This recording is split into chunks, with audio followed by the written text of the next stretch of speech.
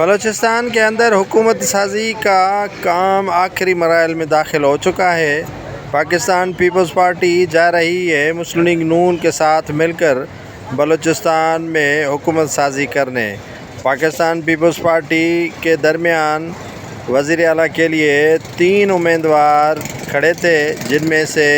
مضبوط امیدوار کے طور پر سردار ظہور بلیدی سر فہرست تھے، جبکہ سردار ثناء اللہ خان زہری اور سرفراز احمد بگٹی کو فی الحال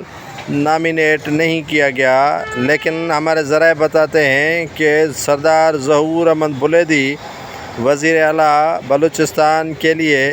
نامینیٹ کر دیا گیا ہے، جس کے لیے پاکستان پیپلز پارٹی کے کو چیئرمین آصف علی زرداری آج ہی اعلان کریں گے کہ بلوچستان کے وزیر اعلیٰ کے لیے ہمارے امیدوار ہیں سردار ظہور احمد بلیدی۔ پاکستان پیپلز پارٹی نے اس پر کام شروع کر دیا ہے، آج اعلان متوقع ہے۔